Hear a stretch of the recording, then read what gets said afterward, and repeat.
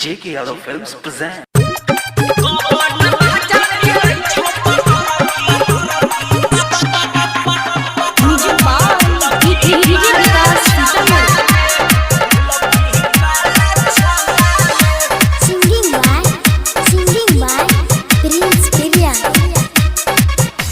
झाड़ी के बाला हथा बानी रुमाला के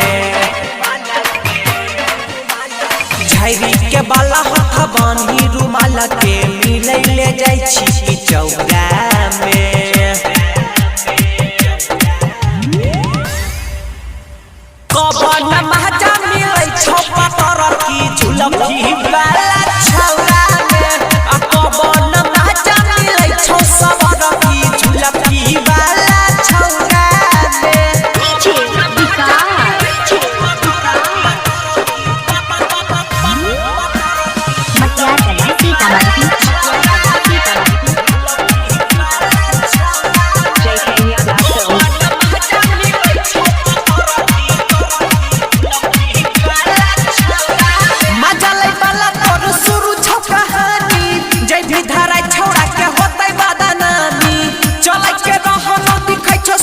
झुलफी वाला के देख जरा छतर बापा के मजा लै वाला तोर सुर छका हानी जय भी धारा छौड़ा के होतै बदनामी चलै के रहल दिखै छ सब साफ गे झुलफी वाला से तोर जोरै छ बापा गे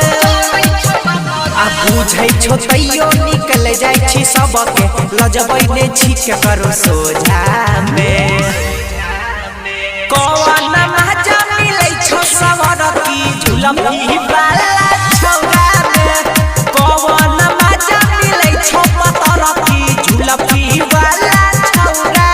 में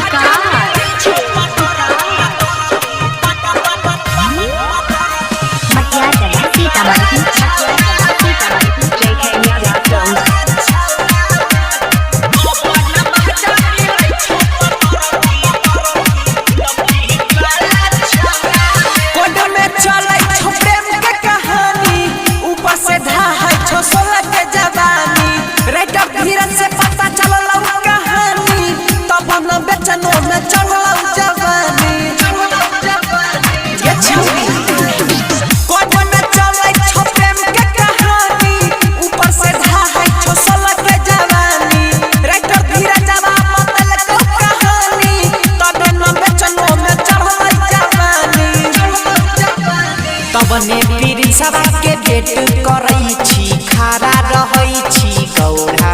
में कौन महजा मिलै छौ सवर की झुलफी वाला छौरा में कौन महजा मिलै छौ पतर की झुलफी वाला छौरा में झुलफी वाला